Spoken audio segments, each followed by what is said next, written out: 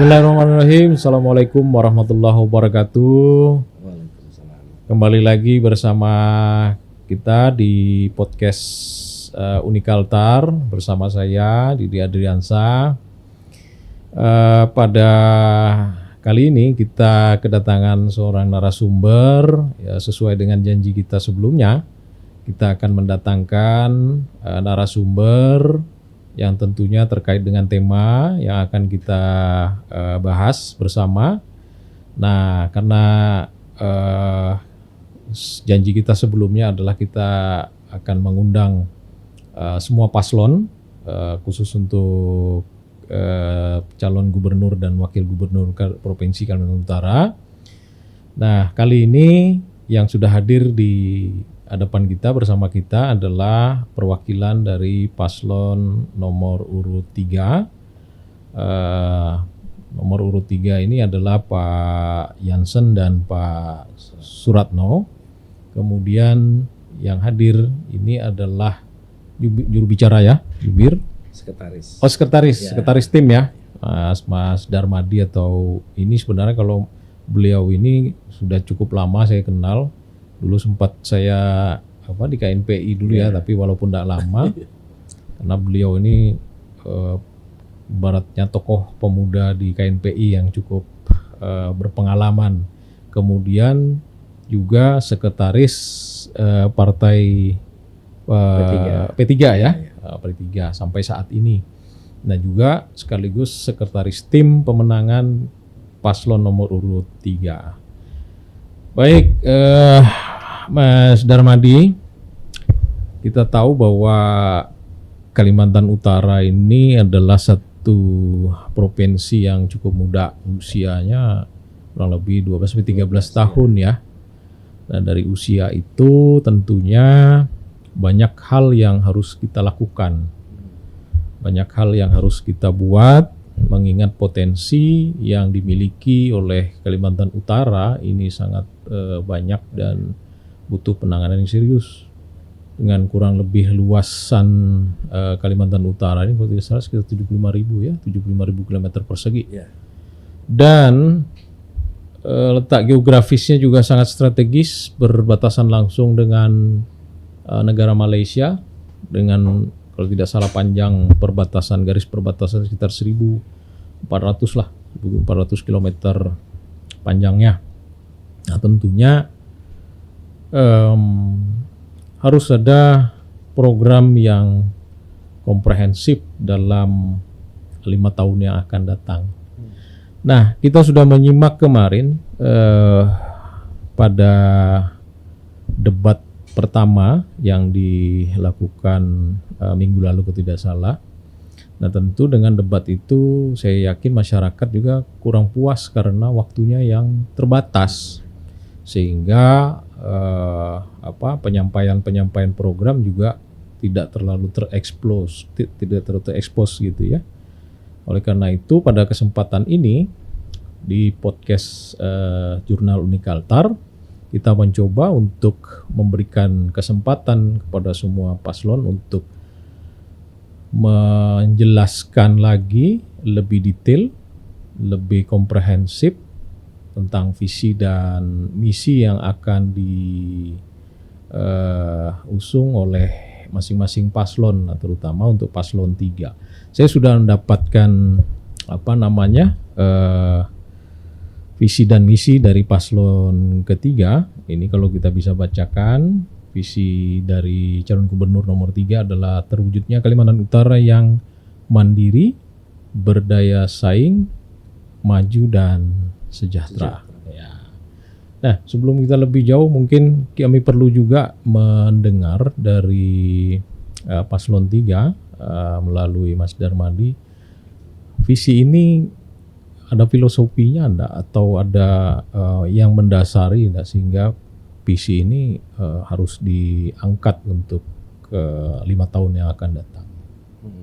Silakan, Mas. Baik, terima kasih Pak Didi. Ya. Jadi saya kira pada dasarnya saya hanya menggambarkan garis besar apa yang ada di benak seorang Pak Jansen. Oke. sehingga beliau ya bukan jabatannya, tapi beliau ingin berbuat untuk Kaltara ini. Oke. Ya karena biar bagaimanapun Pak Jansen itu orang yang lahir di Kaltara dan kemudian tahu bagaimana sejarah Kaltara. Jadi saya hanya menggarisbawahi bahwa Pak Jansen itu ingin yang pertama itu slogannya itu kan seperti Kaltara rumah kita. Kaltara rumah kita. Artinya di Kaltara ini gambaran Indonesia, Pak Didi, di mana suku bangsa banyak, agama juga hampir semua ada. Nah, jadi semua harus merasa tersentuh oleh pembangunan, sehingga semua juga harus berpartisipasi dalam pembangunan. Nah, sehingga hal-hal yang menjadi kemandirian masyarakat kita, saya kira itulah yang memang semua dicita-citakan dan memang menjadi amanat pemerintah. Ya, kalau kita lihat pemerintah daerah ini kan dasarnya cuma satu, undang-undang pemerintah daerah itu yang menjadi tugas dan kewenangan pemerintah daerah. Nah, saya kira semua pemerintah itu harus berusaha membawa masyarakatnya itu pada tujuan akhirnya sejahtera kan gitu.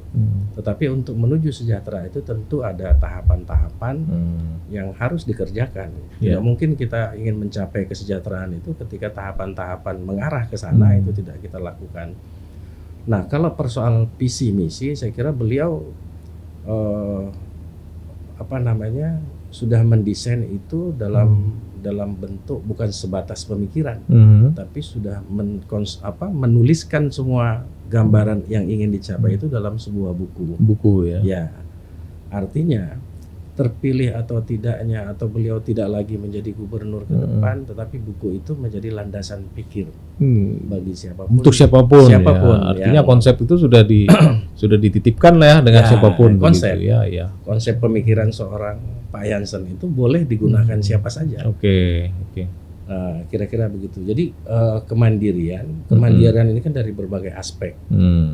Ya, kemandirian dalam sebuah pemerintahan, kemandirian dalam sebuah warga negara, kemandirian dalam hal ekonomi, kemandirian dalam hal macam-macam. Saya kira kemandirian itu. Nah, tapi saya tidak akan mengulas ke sana. Tetapi Pak Jansen itu ingin membangun Kaltara itu secara bersama. Jadi masyarakat itu tidak saja dijadikan sebagai objek pembangunan, tapi juga masyarakat itu harus menjadi subjek daripada pembangunan itu. Artinya apa sih yang kita urus sebagai seorang pemimpin di daerah? Kan semua itu muaranya masyarakat itu. Tapi dalam sebuah pembangunan ketika kita tidak melibatkan, tidak memberikan sasaran pembangunan itu bukan kepada masyarakat kita. Nah, ini saya kira melenceng daripada apa yang seharusnya dilakukan. Jadi ada upaya untuk mendorong partisipasi masyarakat. Ya, keterlibatan masyarakat dalam mulai dari perencanaan kalau begitu. Nah, itu. Nah, makanya saya ingin menyampaikan ya mungkin salah satu ya apa sih yang menjadi program Pak Jansen. Misal sebuah jalan dibangun. Misalnya katakanlah di Mangkupadi misalnya. Ya tentu jalan di Mangkupadi itu ya sebagian orang yang menikmati jalan itu. Apakah yang di perbatasan juga menikmati jalan di Mangkupadi itu kan tidak gitu.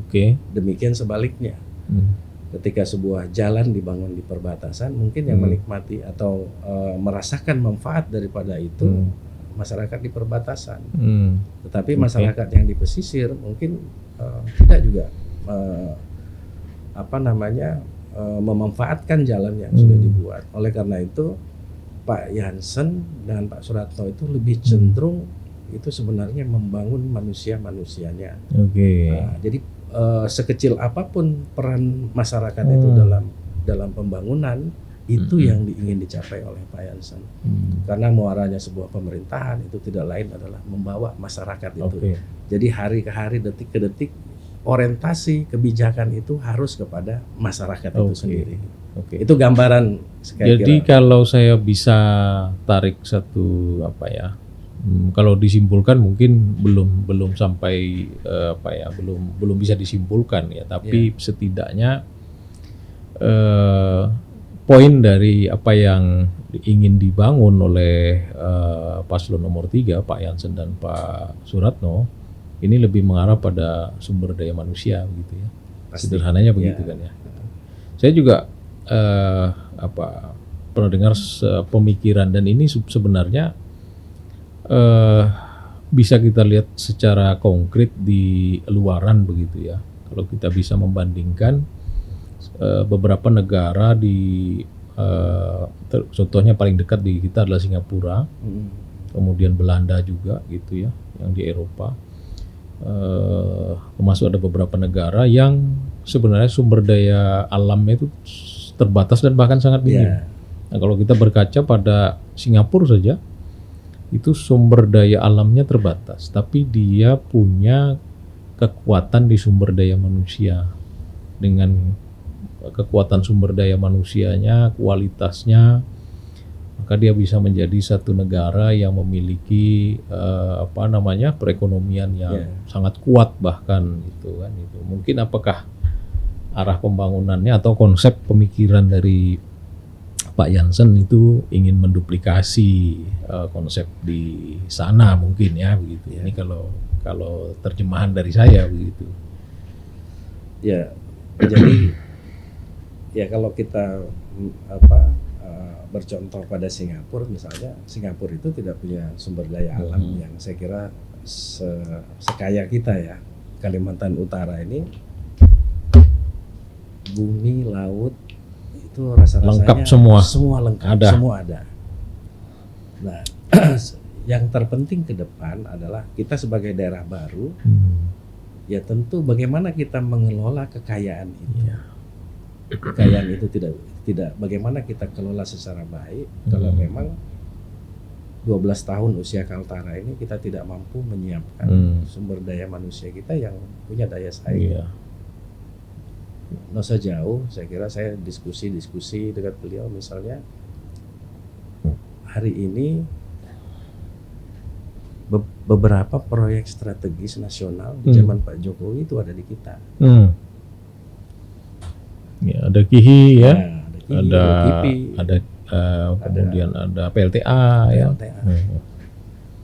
Nah, bagaimana hadirnya proyek-proyek ini itu kan juga membawa manfaat yang positif bagi masyarakat khususnya di Kalimantan Utara ini. Baik dari segi tenaga kerja, putaran ekonomi dan banyak hal yang. Nah, kalau itu tidak membawa manfaat untuk kita, untuk apa itu? Nah, sementara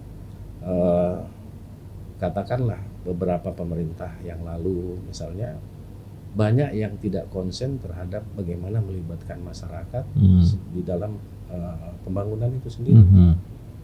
Nah, makanya Mas Didi, jadi kalau dulu Pak Jansen itu 2 periode Bupati Malinau. Ya. Kenapa kalau tadi saya sampaikan bahwa Pak Jansen itu sangat konsen namanya membangun itu melibatkan partisipasi masyarakat. Malinau itu sejak awal beliau jadi bupati itu sudah ada program yang memberdayakan masyarakat itu. Belum ada ADD, beliau sudah memberikan alokasi APBD Malinau itu kepada desa. Bahkan kepada RT. Bahkan kepada RT. Apa konsep pembangunan di sana? Gerakan Desa Membangun ya, Gerdema ya kalau tidak salah ya. Gerdema ya. Dan itu membuat beliau sempat beberapa kali mendapat penghargaan. Jadi termasuk terobosan pemerintah daerah yang positif lah. Dan kali ini visi itu yang juga Pak Jansen akan bawa ketika beliau menjadi gubernur di Provinsi Kalimantan Utara. Makanya di dalam debat kemarin misalnya Pak Jansen secara gamblang menyampaikan bahwa kita akan mengalokasikan anggaran 100 juta per RT. Minimal. Nah, karena kenapa Pak Jansen tidak sekedar mengucapkan sebagai kata-kata manis, tetapi beliau sudah berhitung berapa jumlah RT, berapa APBD provinsi, kemudian ketika APBD kita genjot sumber-sumbernya, PAD-nya kita genjot, bahkan APBD kita sangat mungkin untuk bisa naik. Cukup ya? Cukup. Artinya tidak untuk anggaran lain tidak terganggu. Ya, artinya kan program ini. 100 juta misalnya, kalau hari ini kita punya APBD provinsi 3 triliun lebih, 100 juta dengan jumlah RT 2.500 sekian, ya. Itu kan di kisaran 250 miliar. Ya. Artinya di situ kan banyak hal positif yang bisa didapatkan. Jadi masyarakat, partisipasi masyarakat, RT sebagai ujung tombak pemerintahan yang paling kecil, itu sudah dilibatkan dalam hal merencanakan pembangunan dan melaksanakan pembangunan. Oleh karena itu, saya kira di sanalah partisipasi masyarakat itu bisa dibangun, sehingga apapun yang dibuat, apapun yang diprogram oleh pemerintah provinsi, itu masyarakat, saya yakin juga akan merasa terlibat di dalam. Jadi kalau saya mencatat tadi 100 juta itu 100 juta per RT ini adalah program unggulannya Pak Jansen untuk 5 tahun yang akan datang. 5 tahun akan datang minimal. Ya, itu 100 juta itu tentunya ada mekanismenya ya, termasuk alokasinya untuk apa aja kan. Tadi kalau kita mendiskusikannya tadi bahwa penekanan program pembangunan itu kan lebih pada penguatannya adalah sumber daya manusianya gitu ya. Nah kemudian dari alokasi 100 juta ini kemungkinan apakah prosentasenya lebih ke fisik atau seperti apa? Apakah sudah ada gambaran begitu? Ya saya kira RT sebagai ujung tombak pemerintahan terkecil, dia tahu apa persoalan yang ada di lingkungannya. Ya. Di sana masyarakat kita ajarkan secara tidak langsung bagaimana mengelola keuangan pemerintah. Di sana secara tidak langsung kita ajarkan masyarakat mana nilai prioritas, mana yang belum misalnya. Di sana juga kita berikan masyarakat sebuah pemahaman tentang pertanggungjawaban dan banyak hal positif yang bisa kita berikan kepada masyarakat. Nah, itu semua kalau seorang gubernur tidak punya kepercayaan terhadap masyarakatnya, tidak mungkin akan dilaksanakan. Nah, oleh karena itu saya kira yang ingin dibangun adalah hubungan yang baik antara pemerintah dengan masyarakatnya. Ya, jadi saya kira inilah esensi daripada pembangunan itu adalah bagaimana memberdayakan masyarakat itu secara. Itu satu hal, Mas. Jadi saya kira kalau kita melihat visi misinya beliau ya tentu sangat komplit ya. Tetapi itu menjadi slogan utama. Kenapa? Karena di situ banyak hal yang bisa diberikan ke masyarakat dan banyak hal yang bisa kita ajarkan kepada masyarakat kita. Jadi itu program unggulan yang menurut saya yang saat ini cukup menjadi viral setelah debat kemarin gitu ya. Jadi justru orang-orang juga jadi tambah tahu ya ini yang konsep 100 juta per RT ini seperti apa. Ini ada penjelasan lebih detail lagi dari Mas Darmadi begitu ya. Nah baik, ini kan dari sisi dari sisi tadi dijelaskan bagaimana pembangunan sumber daya manusia, kemudian juga termasuk yang 100 juta per RT. Nah, kalau kita bergeser sedikit, kemarin juga di debat itu juga ada disinggung masalah tata kelola pemerintahan gitu. Bagaimanapun juga tata kelola pemerintahan ini kan menjadi menjadi kunci utama dari keberhasilan pemerintahan satu pemerintahan begitu ya. Karena di sana ada pelayanan publik yang juga seharusnya bisa menjadi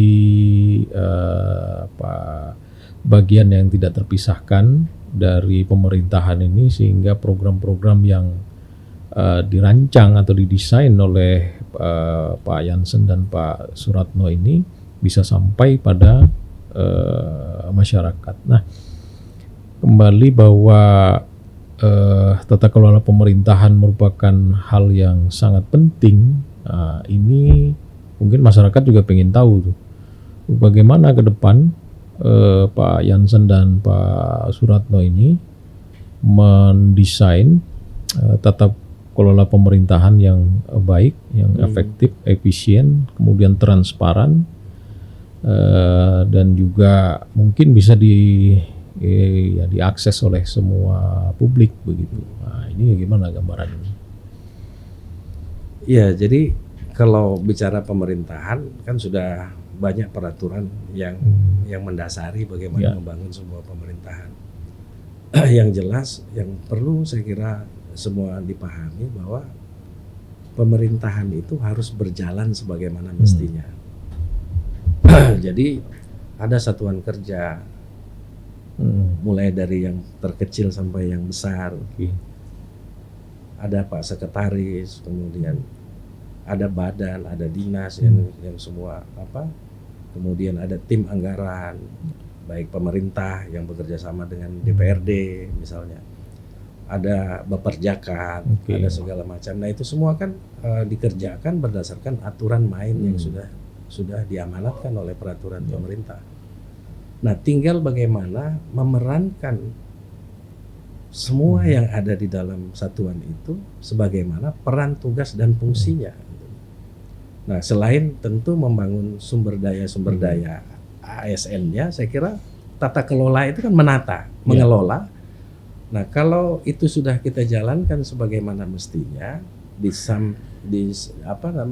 samping pengawasan, kemudian reward and punishment, misalnya kepada. Nah, saya kira di situ pasti kita akan wujudkan sebuah pemerintahan yang baik, bersih. Nah, karena semua itu sudah ada nomenklaturnya. Apa peran inspektorat, apa peran Pak Sekretaris Provinsi, apa peran Kepala Satuan Kerja Dinas Badan, misalnya apa peran asisten, tugas fungsinya, semua sudah ada. Tinggal memerankan yang bersangkutan sebagaimana tugas dan fungsinya. Nah, kalau itu diutak-atik, diubah-ubah, saya kira semuanya tidak akan jalan baik. Nah, ketika tidak berjalan baik, yang menjadi dampak daripada itu karena pada dasarnya pemerintah ini outputnya kan bagaimana pelayanan publik ya. Apapun yang ingin dicapai, gubernur punya visi misi yang baik sekalipun ketika pemerintahannya ini juga tidak bisa ditata dengan baik, saya kira juga sulit untuk menjalankannya. Nah, tadi saya tertariknya dua hal. Yang pertama, kalau bicara bagaimana programnya Pak Jansen dan Pak Suratno ini ingin memperkuat keterlibatan peran masyarakat, begitu ya, keterlibatan masyarakat dalam. Nah, ini kalau kita kaitkan dengan tata kelola, nah, wujud dari transparansi, wujud dari keterbukaan, itu kan bagaimana satu kebijakan, satu hal yang dijalankan oleh pemerintah itu sangat terbuka bagi masyarakat, baik itu mulai dari aspirasi kemudian sampai ke pengawasan. Nah, karena bagaimanapun juga fungsi dari masyarakat ini adalah social control ya, social control. Nah, ini bagaimana programnya Pak Jansen dalam hal melibatkan peran masyarakat dalam tata kelolaan, khususnya terhadap pengawasan jalannya birokrasi, termasuk terhadap pengawasan pelaksanaan kegiatan-kegiatan proyek misalnya, atau kegiatan pelaksanaan APBD lainnya lah yang butuh juga pengawasan dari masyarakat. Ini gimana tuh konsepnya? Ya. Jadi Mas Didi, pada dasarnya kan pemerintah ini yang diurusnya kan uang masyarakat. Ya. Jadi kalau masyarakat itu berperan atau ikut andil atau berpartisipasi dalam pengawasan, sebenarnya itu hal yang harus dilaksanakan. Nah, tinggal pemerintah punya komitmen bagaimana membuka ruang untuk itu, membuka ruang supaya masyarakat juga ada salurannya untuk memberikan pengawasan terhadap uang mereka yang diamanatkan kepada seorang gubernur misalnya. Nah, sehingga saya kira dengan di awal tadi yang saya sampaikan bahwa Pak Jansen itu akan memberi apa namanya memberikan ruang partisipasi masyarakat termasuk dalam hal pengawasan dan kontrol ini. Nah, kalau Pak Jansen sudah punya komitmen seperti itu, ya tinggal kan seperti apa saluran yang mau dibuat. Hotline number misalnya, atau ada sekretariat di luar kantor gubernur yang misalnya menjadi, ataukah juga mungkin pemanfaatan teknologi informasi misalnya seperti yang kita lakukan sekarang misalnya ya mungkin bisa dilakukan secara terus menerus misalnya setiap anggaran apa yang sudah dilakukan. Saya pernah lihat juga dulu sekitar 2000 berapa ya, sebelum 2017 lah, bagaimana di Jakarta itu Pak Ahok ketika memimpin Jakarta itu membuat apa namanya sistem APBD yang sangat transparan melalui sistem informasi yang terbuka. Artinya orang semua bisa akses. Nah, ini kan artinya orang semua bisa akses. Ini kan menunjukkan keterbukaan, transparansi, dan ini juga merupakan satu hal yang wajar tadi dikatakan sebagai fungsi social control, yang ingin tahu setiap rupiahnya itu dialokasikan kemana, dibelanjakan kemana, diperuntukkan untuk apa saja. Nah, ini hal yang menarik juga kalau ini bisa diadopsi dan dilaksanakan di Kaltara begitu. Itu kan saya kira ketika itu dilakukan itu sebenarnya wujud daripada komitmen untuk menciptakan pemerintah yang bersih tadi sebenarnya. Jadi kalau pemerintah tidak mau dikontrol oleh masyarakatnya, ya ini perlu kita pertanyakan kan gitu. Amanat undang-undang jelas bahwa transparansi itu adalah bagian daripada kewajiban sebenarnya. Hanya saja memang Mas Didi, saya kira masyarakat kita juga harus terus diedukasi bahwa hal-hal seperti ini juga masyarakat harus terlibat, harus berpartisipasi gitu, dalam hal ini. Jadi disitulah yang menurut beliau bahwa banyak hal yang harus, jadi dasarnya sumber daya manusia kita. Karena tidak ada yang bisa kita lakukan. Betul. Nah, tadi tidak dibarengi dengan pembangunan. Makanya saya coba menarik atau menggarisbawahi bahwa programnya Pak Jansen dan Pak Suratno ini adalah lebih penguatannya pada sumber daya manusianya, pengembangan sumber daya manusianya. Nah, kembali ke kalau kita melihat potensi di Kalimantan Utara dengan geografis yang unik kalau menurut saya, berbatasan langsung dengan Malaysia, kemudian juga masih banyak wilayah-wilayah di daerah perbatasan ini yang aksesnya masih sulit sekali ya dijangkau. Di beberapa daerah itu hanya bisa diakses melalui penerbangan. Kemudian untuk jalur darat ini masih diupayakan lah, masih progres. Tapi di daerah-daerah lain mungkin ada yang jalur sungai. Tapi ini kan kalau kita melihat wilayah-wilayah ini, kalau kita bicara infrastruktur, ini kan masih jauh tertinggal.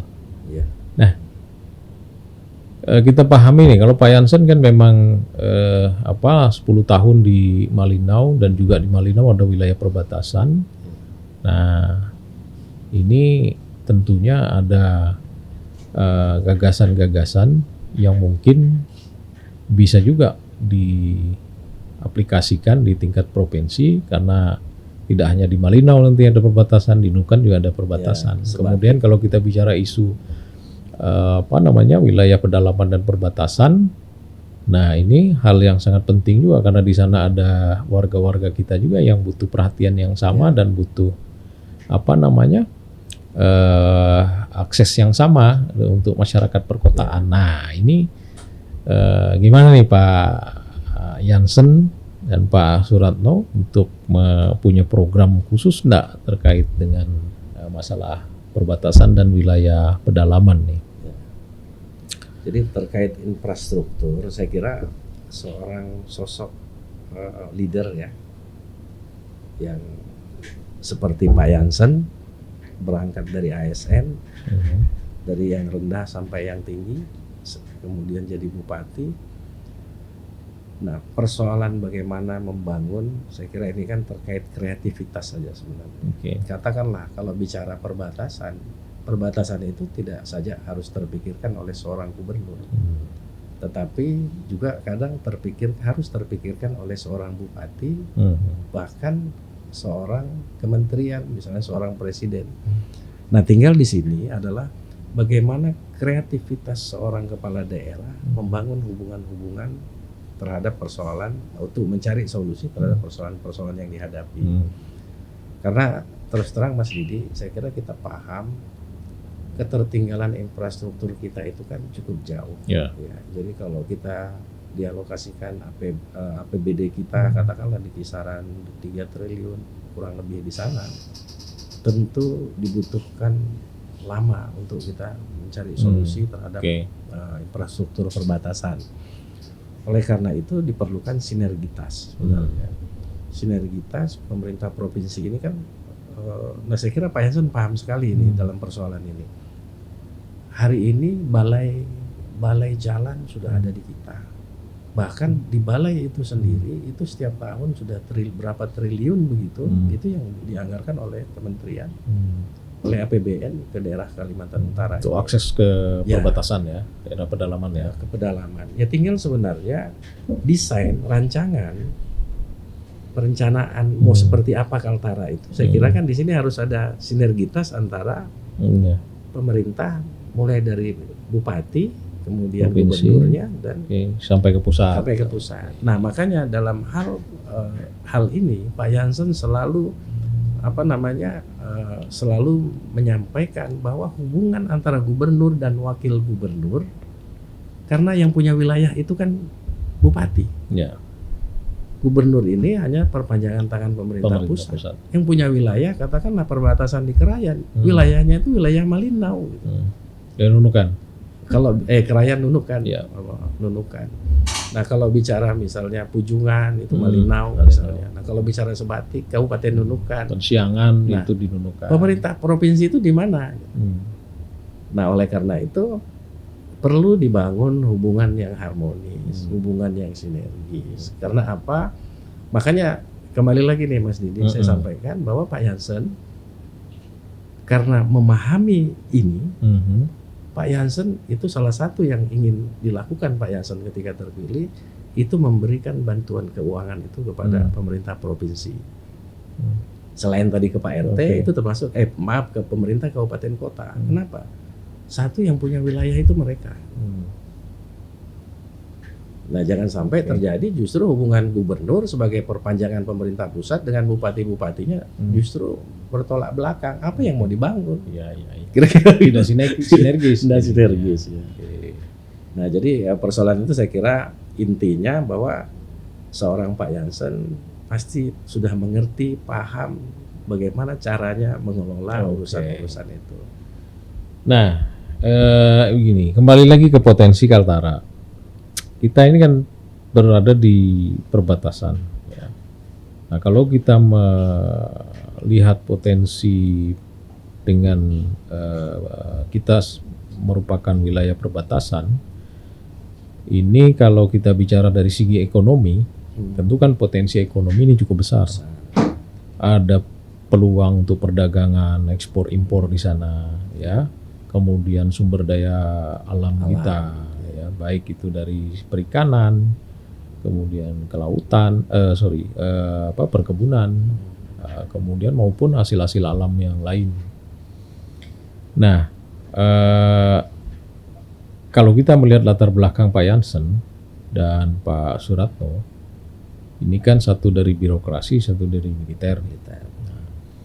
Kita juga mungkin masyarakat juga mau tahu ini konsep dari Pak Jansen, meskipun seorang birokrat dan seorang militer, tapi juga punya konsep bagaimana membangun Kaltara ini khususnya untuk bidang ekonomi dengan memanfaatkan potensi kita di wilayah perbatasan yang peluangnya untuk dari sisi ekspor dan impor mungkin yang bisa memberikan keuntungan buat pendapatan daerah kita lah.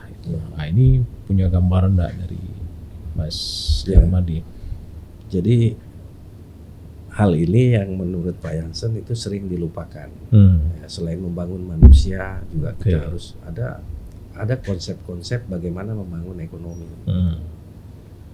Ya, kalau bicara membangun ekonomi, ya tentu sesuai dengan potensi yang kita miliki. Nah, hari ini misalnya Kalimantan Utara secara umum dengan geografis yang luas misalnya, itu satu pasti punya potensi bagaimana bagaimana di sektor perkebunan misalnya, di sektor pertanian misalnya. Nah, ini menjadi sektor yang seharusnya sejak dulu sudah digerakkan. Karena kenapa? Kalau bicara daratan, tidak ada sumber daya yang bisa kita dorong bagi masyarakat berproduksi kecuali di sektor itu. Nah, di sektor itu, jadi apakah kemudian produksi yang jelas masyarakat harus didorong berproduksi dulu. Setelah dia berproduksi, baru kita berpikir apakah pintu-pintu perbatasan kita ini kita bisa ekspor misalnya, atau sebatas memenuhi kebutuhan kita sendiri dulu misalnya. Nah, karena kenapa? Jadi saya kira data kita hari ini bahwa hampir ya sebagian besar kebutuhan kita itu kita masih ambil dari luar. Dari luar, ya. Yang kita makan hari-hari, misalnya kita konsumsi hari-hari. Nah, saya kira langkah pendeknya kalau beliau jadi gubernur adalah bagaimana menangkap peluang itu dulu. Misalnya dari satu komoditi beras misalnya. Beras kita, padahal masyarakat kita itu petani semua tanam beras, mulai dari hulu sampai ke hilir, sawah dan ladang. Nah, tetapi sampai hari ini fakta bahwa kita masih mengkonsumsi beras dari Jawa. Berapa ratus miliar uang kita yang kita belanjakan untuk petani di Jawa membeli beras mereka. Itu satu contoh. Artinya kalau kebutuhan kita tidak usah kita swasembada untuk jangka pendek, cukup kita rebut misalnya 50%, kemudian besok secara bertahap. Itu sudah merupakan strategi untuk bagaimana membangun ekonomi di daerah kita. Nah, karena pada dasarnya kalau sektor hulu ini sudah bisa kita produktifkan, sektor hilirnya kan tinggal ngikut tuh. Yang pedagang, kemudian yang jasa lain, misalnya perbengkelan, UMKM, itu sendirinya ikut. Karena kenapa? Daerah kita menjadi daerah yang produktif. Nah, selain pertanian juga saya kira kelautan. Di Tarakan, kita tahu Tarakan punya daerah, punya rumput laut, Nunukan, ya. Udang tambak ada. Nah, misalnya. Nah, peran pemerintah justru, nah kalau ini kan beberapa komoditi yang memang sudah sebagian diekspor misalnya kan. Nah, pintu-pintu ekspor itu kan tinggal saya kira nanti Pak Jansen akan melakukan terobosan-terobosan misalnya. Maklum kalau izin-izin terkait ekspor ini kan semuanya harus dengan komitmen gubernur yang kuat membuka pintu-pintu ekspor itu, karena itu semua menjadi kebijakan pemerintah pusat. Nah, saya kira gambaran-gambaran dari beliau ya seperti itulah. Karena begini, karena di Kaltara seperti kita ketahui tadi bahwa potensi sumber daya alamnya kan luar biasa ya. Nah, di podcast kemarin juga ada menyinggung masalah satu komoditas begitu ya. Dimana kalau kita tahu komoditas ini kan kalau bicara harga ini kan rentan ya, artinya sangat fluktuatif. Karena dipengaruhi sama supply dan demand kan gitu. Permintaan dan ketersediaan. Betul. Nah, kami juga punya riset nih terkait bagaimana meningkatkan nilai tambah dari masyarakat, sehingga ini juga salah satunya adalah menjawab tantangan fluktuatifnya harga komoditas begitu ya, bahwa contoh komoditas kakao kita ya. Kakao itu ketika petani menjual dalam kondisi basah, biji basah, Ini katakanlah rata-rata dia per kilo harganya sekitar 25-30 ribu begitu ya. Tapi ketika dia jual kering tanpa fermentasi sudah 2 kali lipat harganya. Kemudian ketika dia jual lagi dia olah lagi fermentasi kering dan fermentasi, maka harganya akan 3 kali lipat lebih tinggi. Nah, artinya dengan adanya tambahan pengolahan proses produksi, tapi yang didapatkan adalah nilai tambah dari harga jual yang dia terima gitu. Nah, ini akan lebih terjamin, ada garansi bagi petani atau pelaku usaha di sektor hulu begitu ya. Ketika ada penampung atau katakanlah proses hilirisasi dari produk basah ini, produk mentah ini. Nah, itu akan menjawab begitu ya, termasuk udang, termasuk komoditas rumput laut, kakao, kemudian kopi dan komoditas-komoditas lainnya. Nah, artinya program hilirisasi, isu ini sebenarnya sudah digaungkan beberapa waktu yang lalu sejak pemerintahnya Pak Jokowi gitu. Nah, karena juga akan menciptakan nilai tambah baik itu bagi pelaku usaha maupun bagi daerah. Nah, dari Pak Jansen dan Pak Suratno sendiri untuk program hilirisasi dalam rangka menjamin stabilitas harga komoditas atau menjamin bagaimana komoditas produk-produk dari komoditas ini bisa terserap ya. Ini seperti apa kira-kira ke depannya? Ya, saya kira kan terkait masalah yang seperti ini kan perlu dilakukan kajian dulu ya. Kajian-kajian misalnya katakanlah proses produksi misalnya udang dari hulu ke hilir, kemudian bagaimana menciptakan nilai tambah. Yang jelas kan seperti ini, bahwa pemerintah itu kan harus hadir di setiap persoalan masyarakat. Nah, itu semua bisa ketika itu adanya komitmen dari seorang kepala daerah. Contoh misalnya, apakah Perusda harus hadir di sana? Apakah investor harus hadir di sana misalnya? Katakanlah bagaimana hilir pemerintah juga bisa menyiapkan itu untuk masyarakat. Ya tentu selain ada nilai tambah juga terbukanya lapangan kerja. Dan saya kira banyak hal manfaat yang bisa kita peroleh dengan fokus untuk bagaimana membangun di sektor hilir itu. Dan artinya tidak juga haram kalau kita punya APBD itu kan tidak berpikir cari untung, tapi bagaimana APBD itu punya multiplier effect ketika dikucurkan bagi perputaran ekonomi masyarakatnya. Contoh misalnya rumput laut, tidak mustahil misalnya suatu saat investor hadir atau Perusda mengelola hilirnya misalnya. Di sana dikerjasamakan dengan Universitas Borneo misalnya, Universitas Kaltara misalnya yang ada di Kalimantan Utara untuk melakukan kajian-kajian. Begitu juga komoditi udang kita misalnya. Sampai di mana kita harus mungkin nanti udang sudah jadi kalengan misalnya.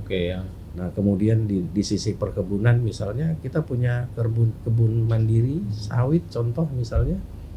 Itu kalau kita mau inventarisir baik, kebun masyarakat itu ribuan hektar. Kenapa pemerintah kan juga tidak haram kalau kemudian Pemprov membangun pabrik mini minyak goreng misalnya melalui Perusda atau apa yang mengelola. Nah, saya kira ini semua dalam upaya apa yang tadi disampaikan Mas Gigi. Jadi ke depan juga proyek-proyek hilirisasi ini juga akan menjadi satu bagian dari rencana pembangunan Pak Jansen dan Pak Suratno. Karena kenapa Mas ini ada kaitannya dengan dengan yang tadi saya sampaikan bahwa masyarakat kita itu sebagian besar kebutuhannya itu kan masih belanjanya di luar. Iya, betul. Nah, bagaimana ekonomi kita mau bergerak? bagaimana ekonomi kita mau menggeliat kalau uang kita belanjakan di luar. Oke. Gitu. Nah, sementara sumber-sumber keuangan kita itu tidak banyak di luar APBD. Oke. Nah, sehingga saya kira ini semua kaitan dalam kaitan beliau bagaimana membangun dari sisi ekonomi masyarakat Kalimantan Utara. Baik, Mas Darmadi. Sebenarnya kita mau mengulik lebih dalam lagi ini karena masih banyak yang perlu kita diskusikan terkait rencana program pembangunannya Pak Jansen dan Pak Suratno. Namun karena kita dibatasi waktu juga gitu ya. Namun mudah-mudahan ada episode berikutnya yang juga bisa melanjutkan diskusi kita, ataukah nanti sama beliau langsung sama begitu. Insya Allah beliau siap. Ini juga kita mudah-mudahan ke depan kita lancang juga lah untuk mengundang beliau-beliau. Baik Sobat Unikaltar, jadi kita sudah diskusi panjang lebar terkait visi dan misi dari paslon nomor urut 3 Pak Jansen dan Pak Suratno. Namun sebelum kita akhiri, saya minta Mas Darmadi untuk menyampaikan statement akhirnya sebelum nanti kita close diskusi kita gitu. Silakan. Ya. Jadi buat semua pendengar Sobat Unikaltar masyarakat ya masyarakat, artinya memilih pemimpin itu gampang-gampang susah. Rata-rata orang yang mau jadi pemimpin itu orang-orang yang memiliki sumber daya baik. Hari ini yang dibutuhkan adalah bagaimana rekam jejak daripada pemimpin itu, karena semuanya bisa kita ukur rekam jejaknya, backgroundnya apa yang dia sudah lakukan, baik atau buruknya, dan yang terpenting adalah bagaimana memilih pemimpin itu yang tidak hanya slogan, tetapi ada komitmen mewujudkan slogan itu. Ya, slogan membangun Kaltara misalnya, membangun tapi ada rekam jejak yang bersangkutan sudah mewujudkan apa yang dia sampaikan. Kalau yang hanya omon-omon, ya saya kira omon-omon juga hasilnya. Saya kira demikian. Terima kasih. kasih. Terima kasih. Jadi demikian Sobat Unikaltar, masyarakat dimanapun berada. Jangan lupa nanti tanggal 27 November kita sama-sama menggunakan hak pilih kita.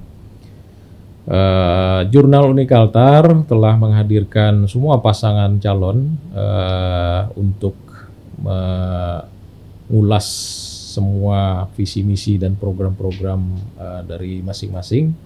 Oleh karena itu pilihan nanti ada di tangan Sobat Unikaltar masing-masing. Mudah-mudahan sudah ada di benaknya masing-masing. Namun yang paling penting adalah kita jaga kedamaian dan keamanan di Kaltara.